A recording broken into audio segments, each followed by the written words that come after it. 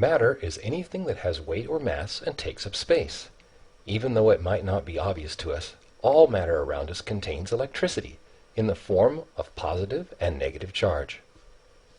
Electric charges push and pull on each other over a distance. As we have discussed before, like charges will repel each other and unlike charges attract each other. Precise measurements of the forces on electrical charges were first carried out by the French physicist Charles Coulomb in the 1780s, using a device called a torsion balance, which measured the force generated between two electrically charged objects.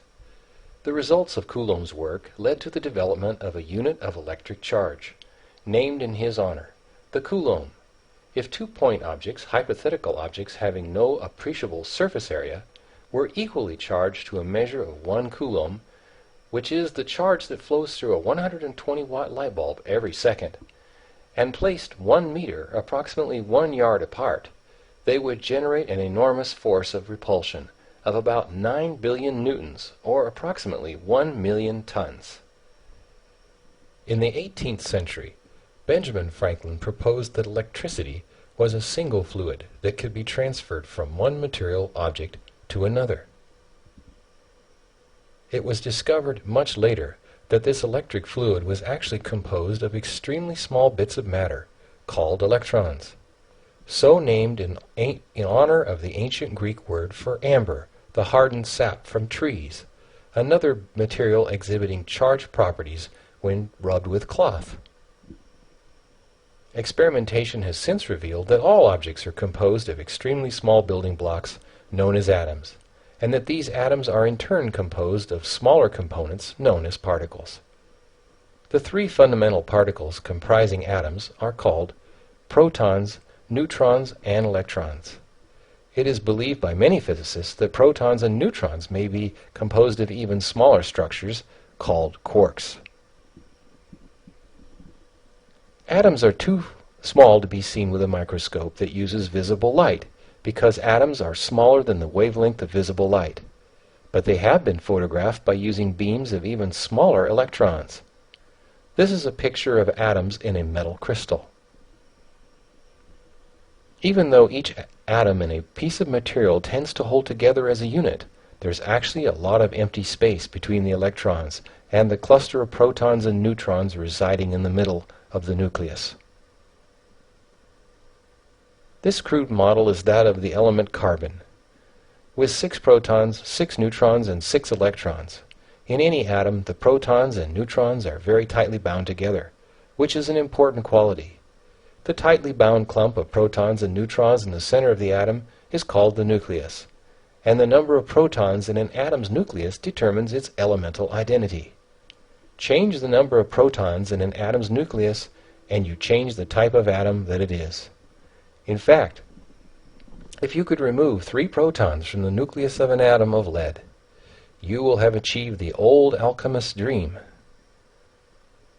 of producing an atom of gold. The tight binding of protons in the nucleus is responsible for the stable identity of chemical elements and the failure of alchemists to achieve their dream. Neutrons are much less influential on the chemical character and identity of an atom than protons, although they are just as hard to add or to remove from the nucleus, being so tightly bound. If neutrons are added or gained, the atom will still retain the same chemical identity, but its mass will change slightly and it may acquire strange nuclear properties, such as radioactivity. However, electrons have significantly more freedom to move around in an atom than either protons or neutrons. In fact, they can be knocked out of their respective positions, even leaving the atom entirely, by far less energy than what it takes to dislodge particles in the nucleus.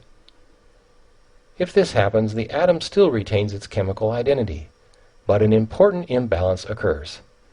Electrons and protons are unique in the fact that they are attracted to one another over a distance.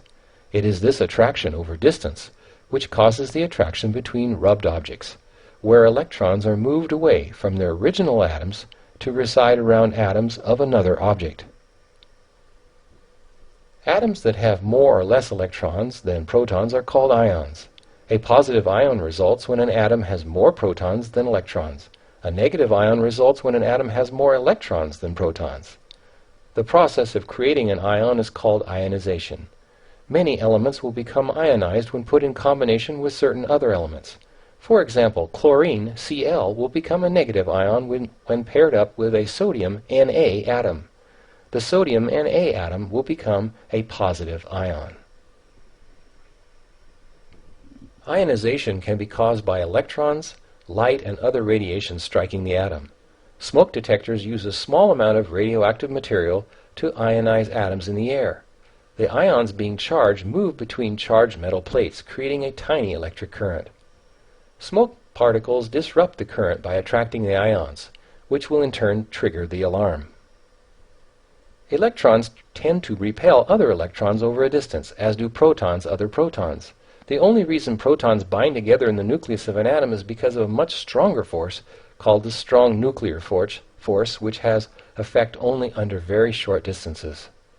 Because of this attraction and repulsion behavior between individual particles, electrons and protons are said to have opposite electric charges. That is, each electron has a negative charge and each proton a positive charge. In equal numbers within an atom, they counteract each other's presence so that the net charge within the atom is zero.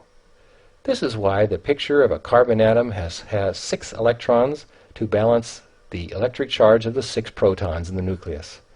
If electrons leave or extra electrons arrive, the atom's net electric charge will be imbalanced, leaving the atom a charged ion, causing it to interact with other particles and other charged atoms nearby.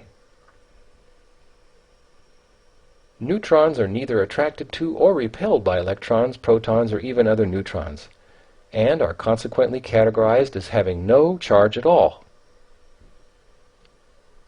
The process of electrons arriving or leaving is exactly what happens when certain combinations of materials are rubbed together.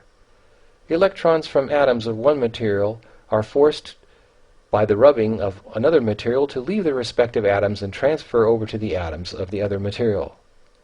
In other words, electrons comprise the fluid hypothesized by Benjamin Franklin. The operational definition of a coulomb as the unit of electric charge in terms of force generated between point charges was found to be equal to an excess and deficiency of about 6 quintillion or 250 quadrillion, which is 6 to the 18th power, or about 6 with 18 zeros after it. A single electron has a charge of about 1 divided by that huge number, or 1.6 times 10 to the negative 19 power. Being that one electron is the smallest known carrier of electric charge, this last figure of charge for the electron is defined as the elementary charge. The result of an imbalance of this fluid of electrons between objects is called static electricity. It is called static because the displaced electrons tend to remain stationary after being moved from one material to another. In the case of wax and wool, it was determined through further experimentation that electrons in the wool actually transferred to the atoms in the wax, which is exactly the opposite of Franklin's conjecture. In honor of Franklin's designation, the wax's charge being negative and the wool's charge being positive, electrons are said to have a negative charging influence. Thus, an object whose atoms have received a surplus of electrons is said to be negatively charged, while an object whose atoms are lacking electrons is said to be positively charged. As confusing as these designations may seem, by the time the true nature of electric fluid was discovered, Franklin's nomenclature of electric charge was too well established to be easily changed, and so it remains to this day. Thanks for watching.